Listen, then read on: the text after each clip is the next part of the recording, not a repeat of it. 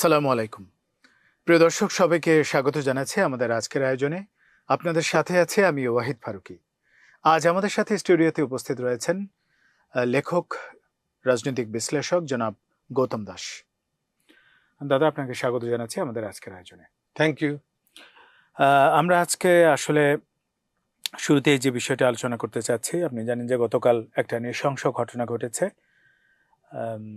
মিডফোর্ডের সামনে একজনকে খুব বর্বরোচিতভাবে পাথর দিয়ে থেতলে হত্যা করা হয়েছে এবং এ নিয়ে উত্তাল সারা বাংলাদেশ।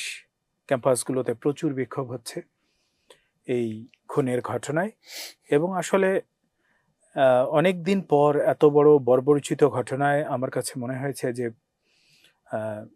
সচেতন মানুষরা আসলে এটা নিয়ে প্রচণ্ড উদ্বিগ্ন এবং মিডিয়া ফিড থেকে শুরু করে সব কিছুতেই এই ঘটনার একটা ডামাডোল চলছে। তো সব মিলে আপনার কাছে কি মনে হচ্ছে এই ঘটনা নিয়ে? রাজনৈতিকভাবে আসলে বিশেষ করে আজকে জামাতে ইসলামী বিক্ষোভ করেছে এবং বিএনপিও এই ঘটনার পরে ছাত্রদল ঢাকা বিশ্ববিদ্যালয়ে রাতে বিক্ষোভ মিছিল করেছে। সারা বাংলাদেশের সমস্ত ক্যাম্পাসে এনসিপি এবং সাধারণ ছাত্রছাত্রীরা বিক্ষোভ করেছে। বুয়েটেও প্রচুর বিক্ষোভ হয়েছে। তো এই ঘটনারকে আসলে আপনি কি মনে করছেন, কেন এই সন্ত্রাস থামছে না?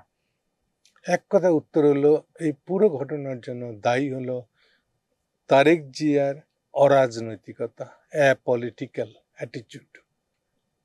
তিনি রাজনীতিকে এখনো বুঝে উঠেছেন বলে আমি বিশ্বাস করি না। সোজা কথাটা খেয়াল করে দেখেন, এই যে আমি বারে বারে বলি হাসিনা কি করে পড়বে আমি জানি না, 3টা বাক্য উনি বলতেন। পরের 3 মাস হাসিনা যদি পড়ে যায়, কেউ যদি ফেলে দেয়, এরপরে 3 মাস আর্মি ক্ষমতায় আসতে পারবে না। এর 3 মাস পরে এবার ইলেকশন দিতে হবে এবং ওনাকে প্রধানমন্ত্রী করতে হবে।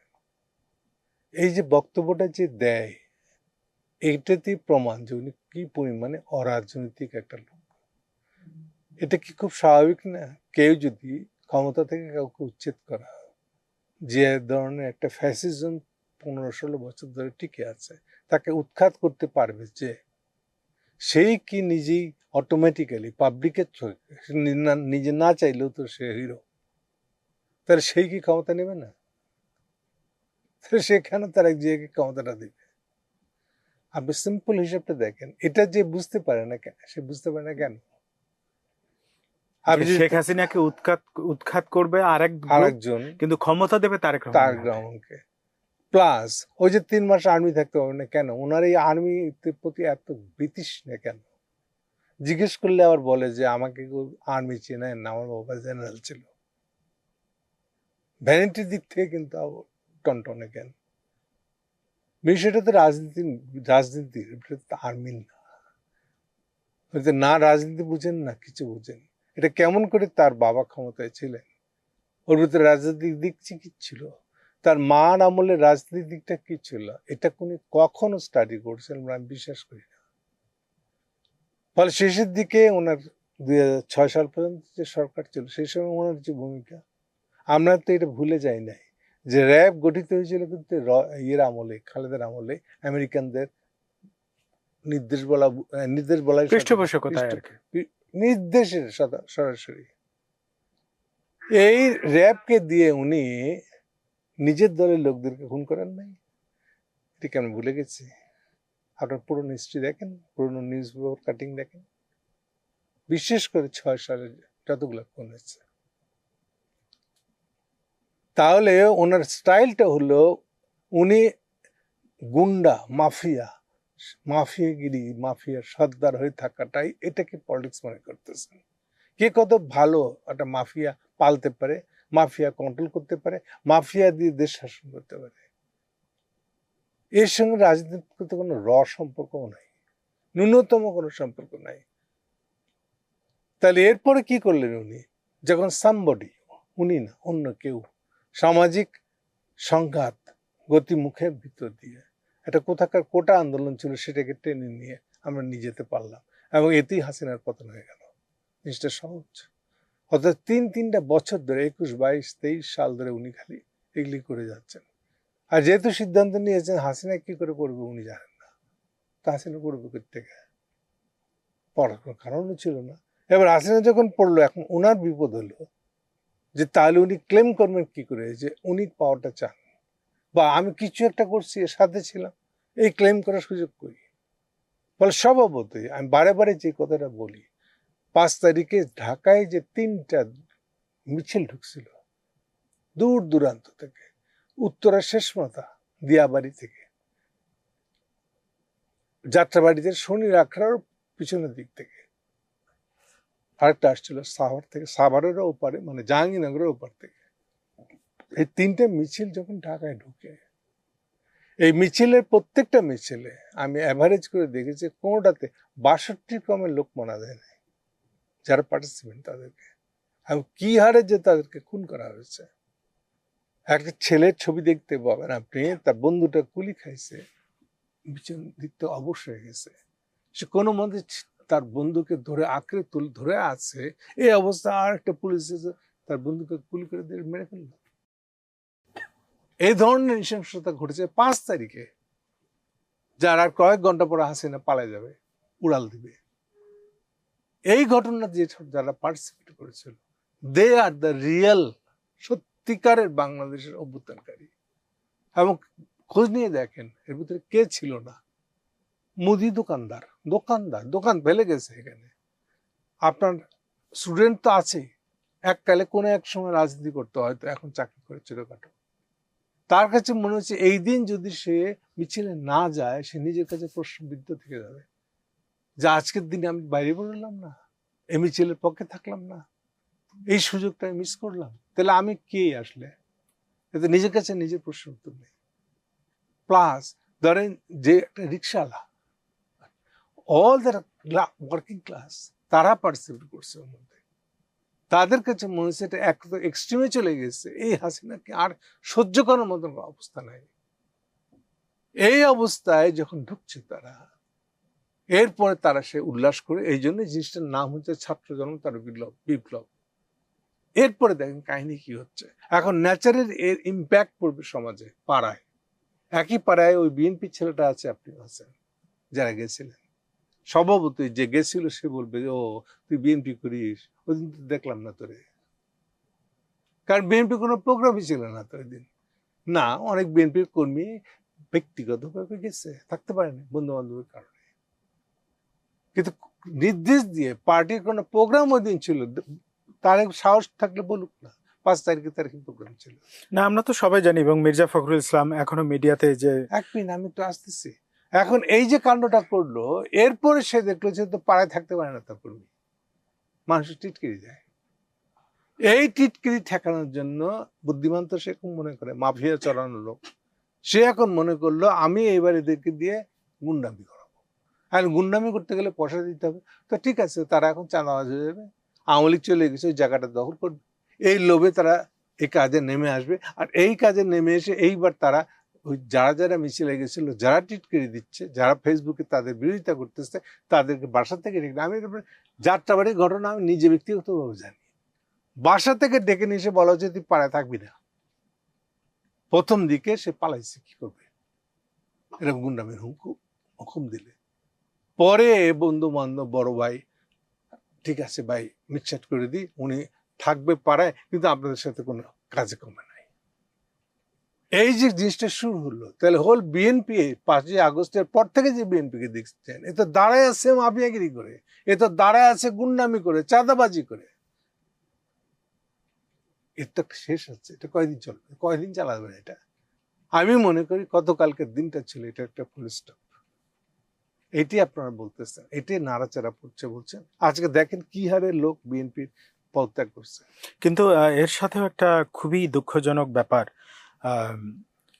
যে যুবদল প্রেসিডেন্ট আজকে প্রেস ব্রিফিং করেছেন এবং উনি বলেছেন সরকারের একটি অংশ স্থিতিশীলতা বিনষ্টের অপচেষ্টা চালাচ্ছে। এবং উনি, আপনি জানেন যে গত কয়েকদিন আগেই তাদের একজন দলীয় সন্ত্রাসী, যিনি মাদক ব্যবসার সাথে জড়িত ছিলেন বলে বিভিন্ন পত্রিকায় রিপোর্ট এসেছে, এবং যিনি খুলনা প্রকৌশল বিশ্ববিদ্যালয়ের ছাত্রদের যে নৃশংসভাবে পিটিয়েছিল তার সাথে জড়িত ছিল, এবং তাকে হত্যা করা হয় এবং তাকে পায়ের রক কেটে দেওয়া হয়।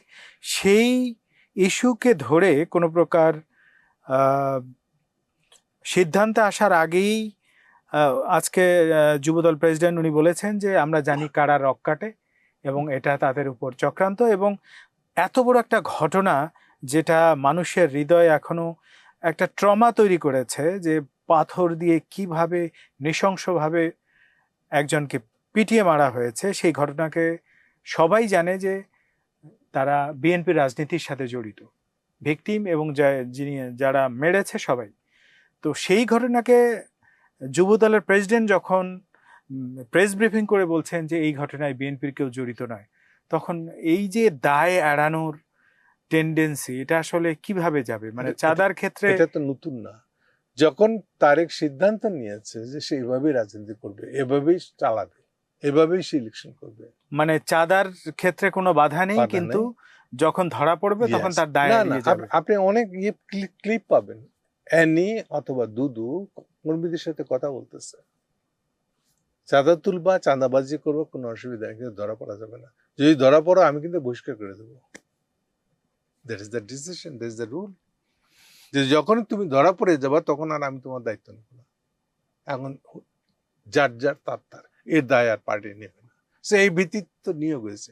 আর এবার আসেন যাদেরকে আপনি বলতেছেন যে ওই যে কুয়েটের কথা, কুয়েটে তো বিএনপি তৎপরতে নিষিদ্ধ, সেখানে তারা এই কমিটি করতে গেছে, কমিটি করতে গিয়ে মারামারি করে খুন করছে, করার পরে এখন রকটা কেটে দিয়ে ওটা জামাতের উপরে চাপাই দিতে যাচ্ছে। এটা মোস্ট কমন। যতগুলা কালকে ঘটনা ঘটছে, কোন ঘটনাটাই তারা বলে নাই যে এটা অন্য পার্টি করছে। এই যে সাধারণভাবে বলতেছে এটা সরকারের দায়িত্ব, দুপুরবেলা তো কালকে বিপি দিয়ে দিয়েছে তারেক জিয়ার খাস সেক্রেটারি যে এটা সরকারের আইন শৃঙ্খলা পরিস্থিতি ভেঙে গেছে, মানে আমি গুন্ডামি করব, শহরে তাণ্ডব করব, আর এতে শহরের আইন শৃঙ্খলা ভেঙে গেলে আমি বলবো এটা সরকারের দায়িত্ব, আমার কোনো দায়িত্ব নেই। তো এগুলা কয়দিন চলবে? মানুষ জানে না, এগুলো বুঝে না কে কোথায় থেকে কি করতেছে। সো আপনি গুন্ডামি করবেন আর আপনাকে সামনে রাখার, আইন শৃঙ্খলা পরিস্থিতি ঠিক রাখার দায়িত্ব আমার। এইভাবে উনি চালায় যাচ্ছেন। আজকেও যে একটা ক্লিপ পাবেন আপনি, তারেক নিজে বলছে, আমি বলেছিলাম না 6-7 মাস আগে।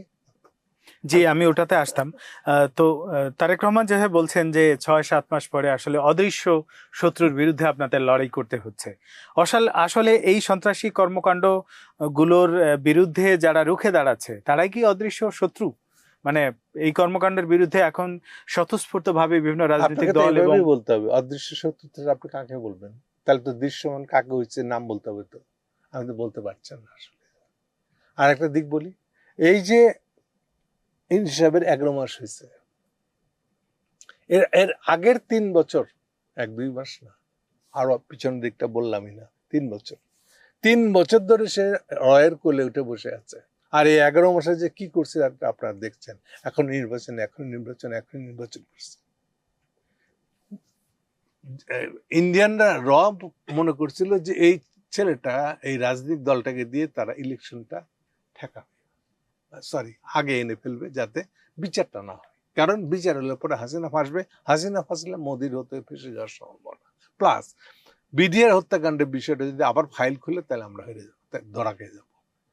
বাংলাদেশের যে ইন্ডিয়ান পররাষ্ট্র সচিবটা আসছিল মিস্ত্রি, সেই মিস্ত্রি সাহেব স্পেসিফিক্যালি এই কথাটাই ওয়াকার সাহেবকে বলে গেছে যে তোমরা এই দুটা বিষয়ে কম্প্রোমাইজ করো, আমরা তোমাদের সাথে আগেকার মতো সম্পর্ক করে ফেলবো। এইটাই তারা আশা করে বসেছিল যে তারেক তাদের হেল্প করবে। কিন্তু যখন তার দেখলো এটা তারেক ঠেকাইতে পারে না, বিচারটা শুরু হয়ে গেছে, হাসিনার প্রথম রাউন্ডের এই যে ঘটনাটা, এটা তো পরিষ্কার যে এখন তার ফাঁসি হচ্ছে, কেউ ঠেকাইতে পারছে না, যেটাতে আইজি নিজেই রাজসাক্ষী হয়ে গেছে। সে এতে কম বেশি সবাই পরিষ্কার, ইন্ডিয়া সবচেয়ে ফ্রাস্ট্রেটেড। সেই জন্যই তার হাত ছেড়ে দিয়ে তারা ইউনুসের হাত ধরছে। আর এতে আরো পাগল হয়ে গেছে সে এখনো ভাবতেছে এখন কি তার অদৃশ্য শক্তি কি ইন্ডিয়া? এই শক্তি কি তার সবচেয়ে ডিপেন্ডেবল দোস্ত ছিল না? এর দায় কি পাবলিকের না আপনার অরাজনৈতিক তৎপরতা? এই যে আপনি বাংলাদেশের আর্মির সাথে কথা বলবেন না, কোনো ডিল করবেন না, অথচ রয়ের সাথে ডিল করবেন। আপনি কি বাংলাদেশের লোক? আপনার বাবা কি জেনারেল ছিল, একজন নাম করা জেনারেল, বাংলাদেশের প্রেসিডেন্ট ছিলেন উনি, আপনি তার ছেলে হয়ে এই কাণ্ড করতেছেন। আপনি দাবি করছেন আমার মাজার ভেঙে দিচ্ছে আর্মি, আমি এই আর্মির সাথে কোনো ধরনের ডিল করবো না, আচ্ছা, তা তো করবেন না, কিন্তু ইন্ডিয়ার সাথে ডিল করবেন। এটা কি করে আপনি জাস্টিফাই করবেন? আর আর্মি বলতে একটা শব্দ আছে, সব কালে আর সব সব শব্দকে আর্মি বলি আমরা। পাকিস্তানের আর্মিও আর্মি, বাংলাদেশের আর্মিও আর্মি, শেখের আমলের আর্মি আর্মি, তার বাবার আমলের আর্মিও আর্মি, এরশাদের আমলের আর্মি আর্মি, সব কালে। তো আর্মির শব্দটার আগে একটা বিশেষণ লাগাইতে হবে, কোন আর্মি কথা বলছেন। আদারওয়াইজ আর্মি কথাটা বলাতে কিছু মানে হবে না আসলে। আর আপনি যদি আর্মির সাথে, কোনো আর্মির সাথে ডিল করবেন তা তো হবে না। আপনি তো চাচ্ছেন ক্ষমতায় গেলে এবার আপনার আর্মি বানাবেন, হাসিনা যেরকমটা করেছিল। তো এইসব আর্মি কথা বলে এটা আপনার পার্সোনাল ক্ষোভের কথা বলতেছেন। ঠিক হাসিনা যে কাজটা করেছিল, যে বাবার হত্যার প্রতিশোধ নেবেন উনি, প্রতিশোধটাকে উনি বাংলাদেশে এসে রাজনীতি বলে চালাই দিয়েছেন 16 বছর ধরে। আর আপনি তারেক জিয়া, আপনার আর্মি আপনার নাকি মাজা ভাঙছে, সেই জন্য আপনি এখন আর্মির সাথে কোনো ডিল করবেন না বলতেছেন। কিন্তু আসলে তো আপনি প্রতিহিংসা নিতে চাচ্ছেন। আপনি তো চাচ্ছেন এইটাকে কেন্দ্র করে আর্মিকে একটা শাস্তি ব্যবস্থা করবে। এটা কি রাজনীতি? এটাতে পাবলিকের লাভটা কি? কেন পাবলিক আপনাকে সাপোর্ট করবে? এবং কেন আপনার এই চাঁদাবাজির রাজনীতি? এটা কি রাজনীতি? আপনি চাঁদাবাজি যদি করবেন, তাহলে হাসিনার শাসনের দোষ কি ছিল? এখানে আরেকটা বিষয় আপনাকে বলে রাখি যে শরীয়তপুরে বাস মালিকদের থেকে যুবদল নেতা 5 কোটি টাকা চাঁদা দাবি করেছে এবং সেই বাস মালিক পরিবহনের যে সমস্ত নেতা আছেন ভুক্তভোগীরা তারা দাবি বলেছেন যে যদি কেউ এই চাঁদাটা না দেয় তাহলে রাস্তায় হঠাৎ করে তাদের বাস আটকিয়ে তাদের সন্ত্রাসীদের দিয়ে হাতুড়ি পেটা করে বাসের বিভিন্ন কাজ বা অন্য কিছু ভেঙে দেয়া হচ্ছে এবং তাদের উপর নির্যাতন করা হচ্ছে। বাংলাদেশটা ইতালি না। আর 2, বাংলাদেশে এই নেশার দ্রব্য বেচা কেনা হয়, কিন্তু এটা এখনো মাফিয়ারা, যে ইতালির মাফিয়ারা যেরকম ভাবে করে ড্রাগ নিয়ে, বাংলাদেশটা এখন সেরকম জায়গায় পৌঁছায়নি। কিন্তু আপনি একটা যদি মাফিয়া সর্দার হয়ে গিয়ে থাকেন ইতালির মতন, এটা কি বাংলাদেশে চলবে? আমার তো মনে হয় না। ফলে আপনি চাঁদাবাজির হুমকি দিয়া এইভাবে প্রকাশ্যে চাঁদা তুলবেন, আর আপনি দাবি করবেন আপনি হাসিনা উত্তর সমাজের, হাসিনা উত্তর রাজনীতিতে একটা রাজনৈতিক নেতা, ক্ষমতা দখলদার, ক্ষমতার প্রধানমন্ত্রী হবেন। এটা কি ঠাট্টা হচ্ছে না আসলে? এটা কোন ভরসায় আপনি এত বড় একটা কথা বলেন? হ্যাঁ, এত পাওয়ারফুল নিজেকে ভাবেন কেন? এবং এই বিষয়টা দেখেন যে এত বড় একটা ঘটনার পরেও আজকে সালাউদ্দিন আহমেদ উনিও বলেছেন যে বিএনপির যারা এগুলো করেছে আমরা এটা দলীয়ভাবে আমরা সিদ্ধান্ত নিয়েছি, তাদেরকে বহিষ্কার করা হয়েছে এবং এরপরও তাদেরকে দোষাটা হবে রাজনৈতিক স্থিতিশীলতা নষ্ট। এবং তারেক রহমানের ভয়েসটা প্রায় একই কাছাকাছি। উনি কিন্তু এই ঘটনার আসলে এত বড় একটা ঘটনাকে তিনি রিকগনাইজ না করে উনি বরাবরই যারা পরোক্ষভাবে খুনের সাথে যারা জড়িত বা এই যে সন্ত্রাসী তৎপরতার সাথে জড়িত, আলটিমেট তার এই কথাবার্তাগুলো তো সেদিকেই গেল। তো এই বিষয়টা আপনি কিভাবে মনে করছেন? আরেকটা বিষয় আমি আপনার কাছে যোগ করতে চাই, সেটা হচ্ছে যে নির্বাচনের আগে বিচার সংস্কারের কথা বিএনপি আর শুনতে চায় না, এটা বলে দাবি করেছে। একটু পরে বলি, আগের কথাটা আগে বলেনি। আগের কথাটা আমি মনে করি আগামী হিস্ট্রিতে আপনি আজকের দিনটা রেকর্ডটা ভালো করে রেখে দেবেন।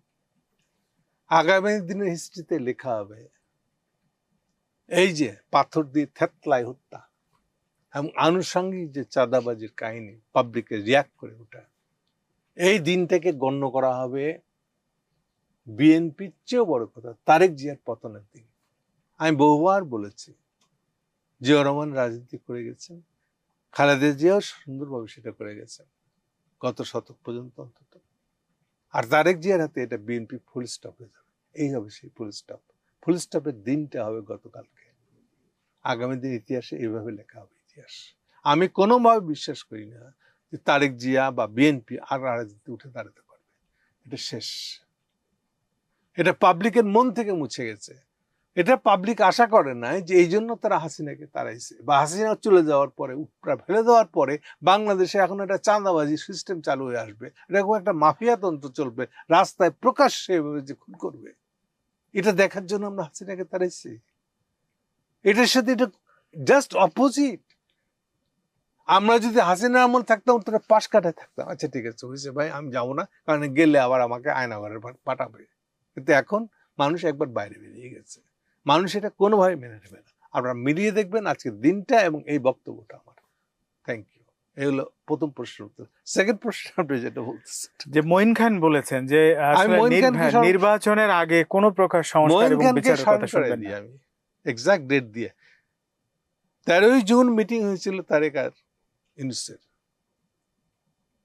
15 তারিখের পত্রিকা খুলে দেখেন, অন্তত 15 তারিখের এনটিভির রাত 10:30টার নিউজে দেখেন ভিডিওটা।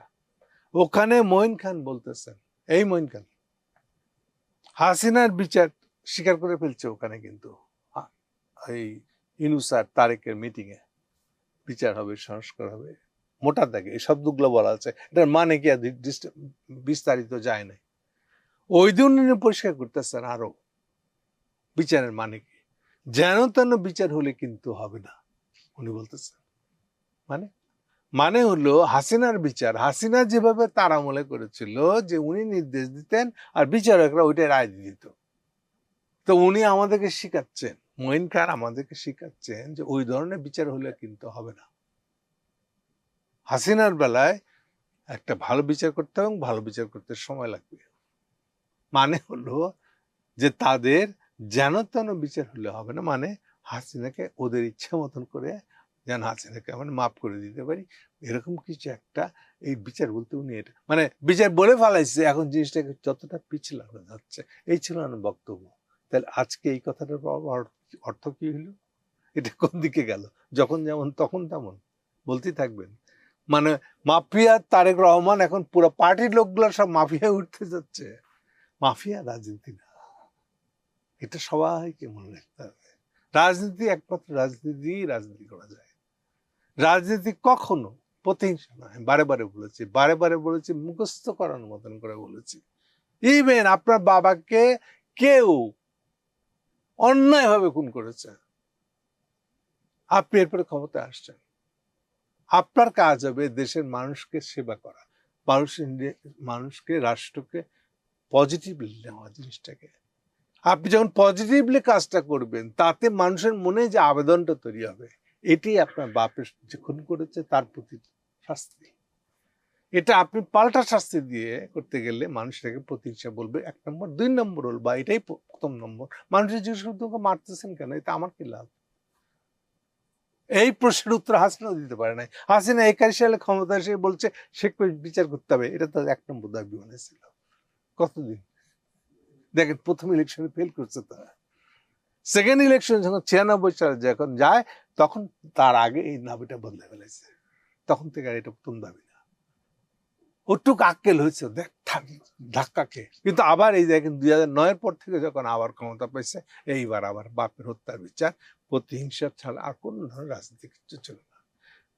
এই যে গল্পগুলো শোনা যায়, যে জেলখানায় গিয়ে ফারুকের সাথে যারা যারা ছিল তাদেরকে নাকি সে নিয়ে লাথি মারছে, মুখে থুতু দিচ্ছে, মরার আগের শেষ মাঠটা। এবং এমনও তো কথিত আছে যে একজন বঙ্গবন্ধু হত্যার মামলার একজন আসামিকে উনি নিজ হাতে জবাই করেছেন, এরকম কথা আমরা শুনতে পাচ্ছি। এটাও তো আছে যে জাল পড়া বসন্তের ছবি ছাপছিল, সেই লোককে হত্যা করা হয়েছে এবং আজও এটা হত্যাকাণ্ডের আনরিজলভ, কিচ্ছু হয় নাই। তো দাদা, আমরা একেবারে অনুষ্ঠানের শেষ পর্যায়ে, আমি আপনার কাছে জাস্ট 2-1 লাইনে একটু জিনিস জানতে চাই। সেটা হচ্ছে যে বিএনপির এই যে চাঁদাবাজি বা এই ধরনের দলীয় হত্যাকাণ্ড তো চলছেই, প্রায় 400-র মতো সব মিলে হত্যাকাণ্ডের শিকার হয়েছে তাদের সমর্থিত নেতাকর্মীরাই। তো আসলে আগামী দিনের রাজনীতিতে বাংলাদেশের সবচেয়ে বড় দল একসময়ের বিএনপির যদি এই অবস্থা হয়, তাহলে আসলে আপনি কি মনে করেন যে বাংলাদেশের রাজনৈতিক ভবিষ্যৎ কোন দিকে যাচ্ছে? দল বড় কি ছোট, ইট ডাজন্ট ম্যাটার। সব দলই একসময় বড় থাকে। মুসলিম লীগ কি কম বড় ছিল? যেই দলের নেতৃত্বে আমরা 47 সালে স্বাধীন হয়েছিলাম, স্বাধীন একটা পাকিস্তান পাইছিলাম, সে কি কম বড় দল ছিল? 7 বছর লাগে নাই, ওয়াশ আউট। 300 আসনের মধ্যে 9টা আসনও পায়নি তার ইলেকশনে। সো বড় দল একেবারে নির্দল হয়ে যাওয়া, 9 দল হয়ে যাওয়াটা কোনো ব্যাপার না। সব দলের ক্ষেত্রে এটাই ঘটবে। যদি আপনি রাজনীতি বলতে যদি রাজনীতি না করেন, বাকি সবই করছেন আর ভাবছেন এই যে একবার সুযোগটা পেয়েছি, খাইনি, আমি তো আছি, ক্ষমতা পেয়ে গেছি, আর কি দরকার। তার চেয়ে বড় কথা বলবো এখন আমি একটা, যে কথা আমি সবসময় বলি, সমাজ দাঁড়ায় থাকে বিচারের উপরে। যে সমাজে বিচার নেই সমাজ টিকবে না, ভেঙে যাবে। আপনি 1 কোটি টাকা কামাইছেন, 1 কোটি টাকা যে আপনি ভোগ করতে পারবেন তার কি গ্যারান্টি আছে? সমাজে যদি বিচার না থাকে, আইন শৃঙ্খলা না থাকে, তখন আপনি কি করতে হবে? নিজের বউ পোলাপান সবাই নিয়ে বাসায় একটা ডন বৈঠক মারা ডাম্বেল মারবেন, নিজেদের গায়ের শক্তি বাড়াবেন, অস্ত্র শস্ত্র জোগাড় করে বাসায় রাখবেন, এছাড়া কি করবেন? ওটা তো রক্ষা করতে পারবেন না। সেটাই বা রক্ষা করে এতেও যে আপনার কামানো অর্থ, বৈধ কামানো অর্থ যে আপনি ভোগ করতে পারবেন তার কোনো গ্যারান্টি নেই। সমাজে সবসময় ঘুরে ফিরে মানুষ বিশ্বাস করে নাই, চেষ্টা করেছে যে আচ্ছা ঠিক আছে, বিচার কি, আমি যেটা করছি মানে গায়ের জোরই সঠিক বেটি কথা, কোনো ঘটনা সঠিক হয়েছে কিনা বেঠিক হয়েছে কিনা নির্ভর করতেছে আপনার গায়ে জোর আছে কিনা। যার গায়ে জোর আছে সেই সত্যি বলছে। এই যখন ভিত্তি হয়ে যাবে তখন ওটা আবার ভেঙে যাবে, যে আবার ফিরে আসবে, এসে যেখান থেকে শুরু করবে ওটা হলো বিচার। আর বিচার ছাড়া কখনো কিছু শুরু করতে পারবেন না। তাহলে এই যে যতগুলো রাজনীতির কথা বললাম, দুর্বৃত্তের কথা বললাম, রাজনৈতিক দুর্বৃত্ত, এরা ভুলে যাচ্ছে, অস্বীকার করতে যাচ্ছে গায়ের জোরে যে বিচার লাগবে না, সিস্টেম লাগবে না, আইন শৃঙ্খলা লাগবে, এগুলো তো একই কথা আসলে। যেগুলো ছাড়াই তারা একটা দুনিয়াদারি করে বেড়াবে, রুস্তম করে বেড়াবে।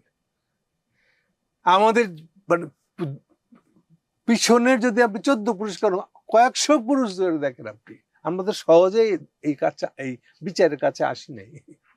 আমরা বহুবার এখান থেকে পালানোর চেষ্টা করছি, পারিনি। আমাদেরকে আবার ফিরে আসতে হয়েছে, বিচার একটা ইনসাফে যেতে হয়েছে। প্রত্যেকটা থিওলজিতে দেখেন ইনসাফের বিচারের উপর কেন জোর দেওয়া হয়েছে। এমন কোন একটা থিওলজি দেখাইতে পারবেন না যেটা সবশেষে আসছে ইসলামের মধ্যে আরো বেশি করে বলা হচ্ছে ইনসাফ, জুলুম, এই কথাগুলোকে কেন স্ট্রেস দিয়ে বলা হচ্ছে, কেন বারে বারে বলা হচ্ছে যে এটা যদি না করা হয় তাহলে সমাজ টিকবে না। আরো বলা হচ্ছে দেখেন আপনি, যে আপনি যদি এই দুনিয়াতে বিচার না পান, মানুষ আল্লাহর কাছে ফরিয়াদ করতেছে, আল্লাহ আরেক দুনিয়া আছে, ওখানে তুমি বিচার করো। এই যে ওই দুনিয়া বিচারের জিনিসটা রাখছে কেন? কারণ মানুষের তৈরি এই দুনিয়া অলওয়েজ এটা হয়েছে বিচার করতে পারে নাই, ক্ষমতার দ্বন্দ্বের কারণে। এই জন্য আল্লাহর বিচারের গুলো একটা কিছু আছে, অন্তত ওই ভরসায় এই যে কষ্টকর লোকগুলা যার উপরে সাফারিং হচ্ছে, এতগুলা একটা অবিচার হচ্ছে, এক্সট্রিম ধরনের বেইনসাফি সমাজ হয়ে দাঁড়াইছে, এই লোকটাকে সান্ত্বনা দিবে কে? যদি সান্ত্বনা না দিতে কি হবে? ও আত্মহত্যা করবে। লোকে কমিউনিস্টরা বেহেশতে শুনলে রেগে যায়, হ্যাঁ বেহেশতে বলে কিছু নাই, আমি একটা গল্প বলে। থিওলজি বুঝার কায়দা এটা না, থিওলজি বুঝতে হয়, ও বলে একটা মানে হয় আর একটা। থিওলজি বলতে চাচ্ছে যে এই দুনিয়াতে বিচার না থাকলে কি হবে, তাহলে ওকে একটা আশ্বাস করতে হবে, না তো সে আত্মহত্যা করে চলে যাবে, দুনিয়া থেকে চলে যাবে। তাহলে ওকে বাঁচাতে গেলে ওকে একটা আশ্বাস দিতে হবে যে এই দুনিয়া না হল আরেক দুনিয়া বিচার হবে। কার্ল মার্কস বলতেছে এই জন্য বেহেশতের বিচারটা দুনিয়াতে যেন হয় এমন সমাজ করতে হবে। দেখেন একই কথায় ঘুরে বলতেছে কিন্তু আপনার, এই জন্য বললাম যে তার মানে আলটিমেটলি আপনাকে বিচারের কথা ভাবতে হবে, গুন্ডামি না, রুস্তমি না। তো দাদা আপনাকে অসংখ্য ধন্যবাদ। আমরাও চাই যে প্রত্যেকটা নির্মম ঘটনার একটা সুষ্ঠু বিচার হোক এবং আইন শৃঙ্খলা বাহিনী, রাজনৈতিক দলগুলো আরো সচেতন হোক। ও আপনাকে অসংখ্য ধন্যবাদ জানাচ্ছি আমাদের সাথে সে সময় দেওয়ার জন্য। Thank you. প্রিয় দর্শক, আমরা কথা বললাম আজকের বাংলাদেশের নানা গুরুত্বপূর্ণ ইস্যু নিয়ে। পরবর্তী কোনো প্রসঙ্গ নিয়ে আমরা আবার হাজির হব আপনাদের সামনে। সেই পর্যন্ত সবাই ভালো থাকুন, সুস্থ থাকুন আর নিরাপদে থাকুন। আল্লাহ হাফেজ।